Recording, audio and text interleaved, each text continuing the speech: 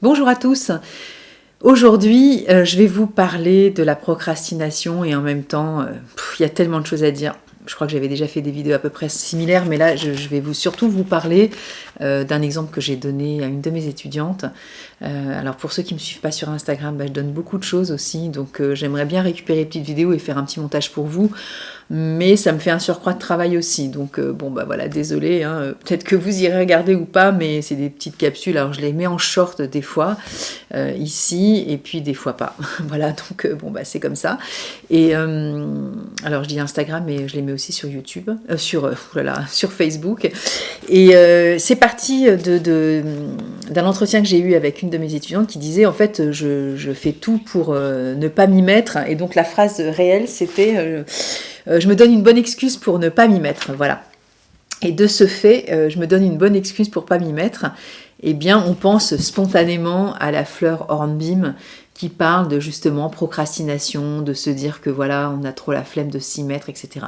Vous voyez, les raccourcis, ils vont bon train. C'est pas toujours le cas. Des fois, on se donne de bonnes excuses pour pas s'y mettre pour beaucoup plus de raisons que ça. Alors, je dis pas qu'il y a 38 fleurs de bac pour se donner de bonnes excuses pour ne pas s'y mettre. Mais voyez la différence entre la perception que vous avez, vous, quand vous décrivez votre propre émotionnel. C'est pour ça que j'insiste sur l'importance de faire un entretien de fleur de bac, parce qu'avec un conseiller agréé du centre bac, je sais que je suis pénible, mais c'est la base. Et du coup, ça permet vraiment de s'écouter véritablement et de ne pas écouter ce que nous pensons lorsque nous donnons des mots MOTS à nos façons de fonctionner, avec des fois des phrases tout type qui sont somme toute certainement très bien pour vous, mais pour moi qui écoute, qu'est-ce que j'interprète finalement? Qu'est-ce que ça veut dire se donner de bonnes excuses pour ne pas s'y mettre? Est-ce que c'est forcément Hornbeam? Je vous rappelle qu'Hornbeam, cette fleur-ci, parle d'une forme de fatigue mentale, morale, qui n'est pas forcément physique. Hein, on n'est pas là-dessus, on est sur la flemme ou la non-envie de faire des choses parce qu'on ne se sent pas assez costaud pour le faire. C'est-à-dire que quand on s'interroge, on dit « oulala, est-ce que je vais pouvoir m'y mettre en fait hein ?» Donc voilà, alors c'est vrai dans notre jargon, on va dire est-ce que j'ai suffisamment d'énergie pour commencer, etc. Relisez les textes de Bach. Alors pour ceux qui débarquent ici, qui connaissent pas du tout Édouard Bach, regardez les vidéos que je fais parce que j'ai pas tout raconté à chaque fois. Hein, puis j'ai aussi écrit des bouquins à ce sujet, donc et je recite les textes de Bach dedans, donc voilà, c'est quand même un peu la base. Encore. Ça fait 2 bases, ça fait beaucoup. Donc se donner les bonnes excuses pour ne pas s'y mettre, et bien des fois on se donne des bonnes excuses pour ne pas s'y mettre parce que tout simplement on a les chocottes. Voilà. Hein, Mimulus, on peut aussi se dire je vais pas m'y mettre, je vais me donner de bonnes excuses parce que ça me fait tellement peur de me lancer, d'oser faire le premier pas, de faire quelque chose, que c'est ce qui est le plus important pour moi, c'est le ressenti de la crainte en fait, hein, de fait de franchir ce pas. Et donc se donner de bonnes excuses pour ne pas s'y mettre, ça peut être une intention qui n'est pas Hornbeam, mais qui est pour le coup qui est Mimulus. Des fois, on peut se donner aussi de bonnes excuses pour ne pas s'y mettre parce qu'on est sûr qu'on va se planter, donc on n'y va pas. Donc ça, c'est la fleur Larch. Hein, ça, c'est la fleur qui va nous indiquer les moments où on ne va pas oser faire les choses. Vous avez vu, j'ai dit la même phrase tout à l'heure. Oui, mais on est une sur la peur, et là, on est sur le manque de confiance en soi, parce qu'on se dit qu'on ne va pas être capable de faire la chose. Et là, ça n'a rien à voir. Je sais que vous allez dire, je vois pas la différence. Je vous propose de faire un niveau 1 à mes côtés, puis on verra la différence. Et oui, dans le jargon de Bach, dans la signification des 38 fleurs de Bach, on parle de toutes ces subtilités de langage aussi. Alors on le voit au niveau 1, mais on le voit beaucoup au niveau 2, et on le revoit au niveau 3, pour ceux qui ont envie d'aller au-delà évidemment, et même dans le niveau 3, dans les corrections, dans les études de cas, il y a toujours des écueils, parce qu'on a tendance à justement se focaliser sur ce que l'autre dit, en disant je le prends comme argent comptant, et si elle me dit qu'elle trouve toutes les bonnes occasions pour pas s'y mettre, je vais dire que c'est soit Hornbeam, ou là je viens de citer éventuellement Mimulus ou Larch, mais il faut creuser, hein, il faut investiguer dans l'émotionnel et pas s'arrêter à simplement ce qu'on entend. Alors que d'habitude, dans la vie normale hors bac et hors fleurs, on prend ça et on dit ok, d'accord, donc t'as du mal à t'y mettre, hein, donc c'est pas facile pour toi hein, de commencer à faire quelque chose. Non, je viens de te le dire, je me trouve toutes les excuses. Oui, mais est-ce que c'est une fleur de bac? Non. Voilà. Donc allez, je vous en donne une troisième. Rien à voir, mais du coup c'est l'exemple exprès que j'avais donné à l'étudiante pour lui faire un peu des nœuds au cerveau. J'aime bien faire un peu de provoque.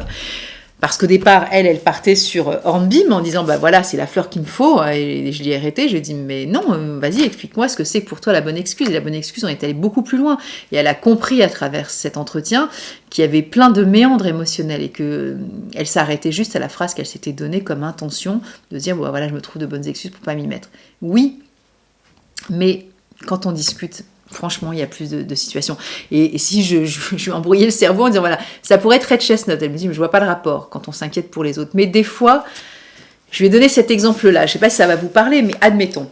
Je suis une maman qui doit aller faire du sport et je me dis il faudrait que voilà, je fasse attention un peu à mon corps actuellement parce que bah, je sais pas, je fais n'importe quoi, hein, mais je trouve que voilà, un peu besoin de tonicité, etc. Et je me suis inscrite à la salle de sport, mais en fait j'y vais pas.